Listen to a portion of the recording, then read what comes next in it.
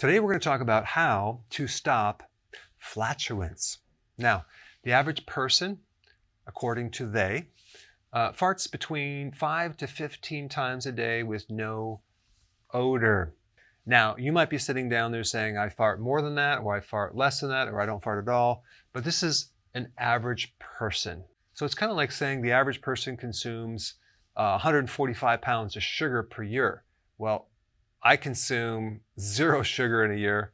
So some people consume a tremendous amount and some a small amount, but we're looking at the average. But an average person expels gas at a frequency between 5 to 15 a day. Now, there's been times in your life that you may have experienced this more, depending on what you eat. For example, if you're in college and you eat this thing called Hormel chili, for example, you may experience more flatulence. I know for me, I had a problem in my late 20s when I was trying to become a vegan for a few months. It didn't really work out. But if you have a problem now, I'm going to show you exactly what to do to resolve it. Now, since we're on the topic of farts, I have to bring up cow farts and burps, okay? Because if you do a search on flatulence, the first, I don't know how many pages will talk about how cows are farting and burping and releasing about 160 to 320 liters of methane per day. And that's basically causing the global warming, et cetera, et cetera. But if you actually dig into all the data and research, you're going to find some real interesting things about that counter that theory and give you some of the data that's missing and never included when they're talking about this topic.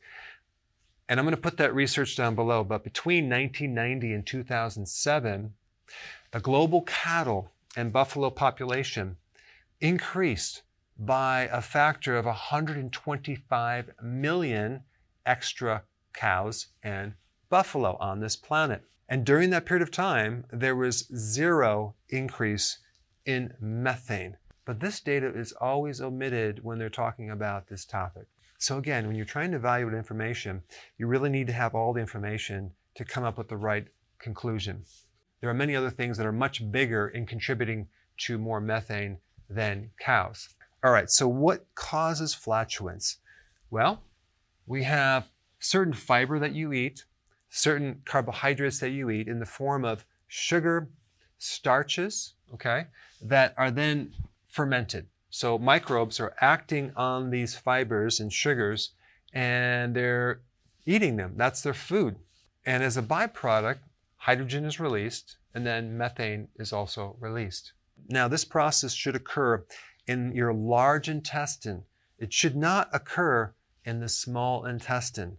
When it does, you get what's called SIBO, small intestinal bacterial overgrowth, and that can create a lot of gas and a lot of problems. And one of the causes for SIBO is a lack of stomach acid. In fact, one of the big causes of gas in general is a lack of stomach acid. As we get older, we lose the acidity in our stomach. If we take antibiotics, we start losing the stomach acid. If we take antacids, we lose the stomach acid. There's a lot of things that we're exposed to that can contribute to less stomach acid. Now, if we don't have the right pH in our stomach, between like 1 and 3, which is very, very acidic, food gets undigested. And if it's undigested, everything below the stomach has a more difficult time breaking that food down. And that creates all sorts of strain and stress on the enzyme production from your pancreas, from the gallbladder releasing bile, from the small intestine to do its work. And then you can start getting fermentation in the small intestine. And again, that's called SIBO. And this is where a person starts consuming fiber, okay, even from vegetables, and they really just blow up like a balloon. And they're confused because they're saying, well, I'm eating this good, healthy food. Why do I feel so bad? They can have very severe bloating and pain and very severe gas. It's simply because you have these bacteria that are in the wrong place and we're getting fermentation in the wrong place.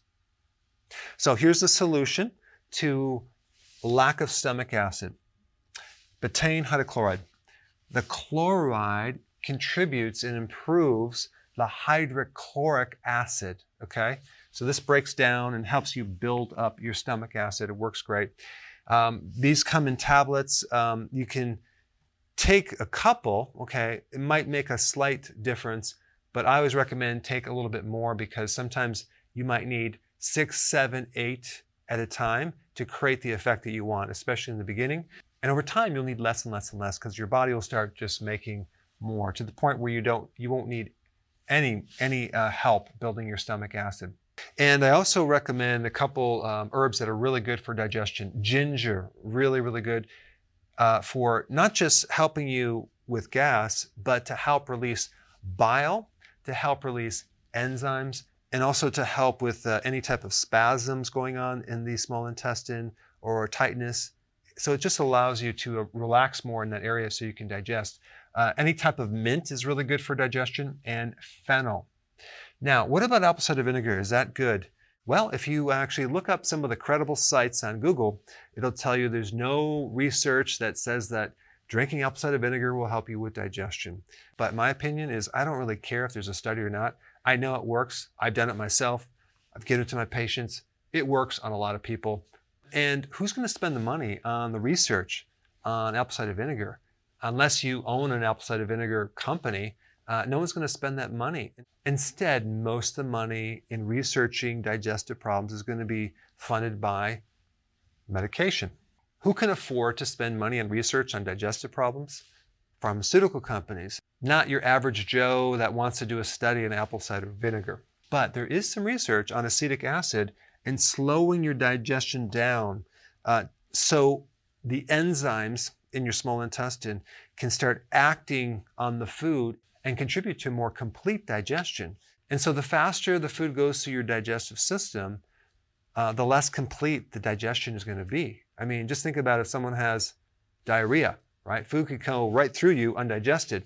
But if there's something that can slow down the digestion, like apple cider vinegar, and consuming enough fat at the meal, the rest of the digestive juices can act on that food and really break it down to the point where you don't get these problems with gas and extra methane and bloating and other related symptoms. So both betaine hydrochloride and apple cider vinegar are really good to reduce flatulence and hopefully get rid of it completely.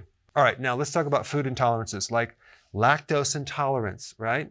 This is not a true allergy, but you're just intolerant because you don't have the enzymes to break down this milk sugar. So anything dairy can create a lot of gas. A lot of people have a problem with this. Now you can take enzymes for that or just avoid dairy. Then you have gluten. A lot of people have an allergy to gluten and some people don't, but they have an intolerance for gluten. And that can create a lot of gas, bloating, pain, arthritis, etc. So the good thing about what I recommend is if you're on healthy keto, you're not going to have to worry about it because you're not going to be consuming gluten or grains for that matter. But for any type of intolerances, you can always take more enzymes. You can also take probiotics to help fortify the microbes so they can make more enzymes. I found a lot of people that have food allergies, if they take certain probiotics, they can actually reduce their food allergies. Okay, then we have what's called gas-producing foods, like fruit is a big one, right? Beans, legumes, starches like potato, rice, things like that, grains, sugars, certain cruciferous vegetables like Brussels sprouts, okay, broccoli, cabbage. Then you have like onions and garlic. These are very gas producing for certain people. Other people can consume them without a problem. But if you are on the ketogenic plan, you're not going to be doing fruit, you're not going to do beans, you're not going to do starches, you're not going to do sugar, so you're going to be in good shape. Now, if you have a problem with cruciferous vegetables, there are other vegetables that will not produce gas, like lettuce, tomato, zucchini, olives, and avocado. Okay, so just eat more of these right here. I will say, when I recommend the healthy version of the ketogenic diet, I recommend that people consume a lot more greens and salads and vegetables. However, for some people, they don't have the microbes to handle that much fiber. So you want to go slow and you want to gradually go into it. But a good percentage of the people just jump right in. They have a really big salad each day and there's no problem. But the benefit of the fiber to feed the microbes, as well as the potassium, the magnesium, the vitamin C, and all those phytonutrients can greatly help a person and take their health to a whole new level. All right, number 4, sugar alcohols. When someone starts the ketogenic diet, inevitably they're going to be really into all these really cool desserts you can now have and make with these little keto cookies, and they have little bars, and they're filled with these keto-friendly fiber, like corn fiber, and other fibers like dextrin that are considered keto-friendly that create a lot of gas for people. Inulin might create a lot of gas, and it's in a lot of different keto-friendly products. Inulin is a type of fiber. And then you have the sugar alcohols like erythritol, xylitol, mannitol, which for a lot of people can produce a lot of gas. So you will quickly find out if you can tolerate these sugar alcohols once you start the ketogenic plan. I think a lot of people, when they start keto, they go overboard and just consume a lot of this stuff. I would just recommend testing the waters, do a little bit. I use xylitol, non-GMO, on a regular basis in my coffee. I'll just have one in my coffee each day.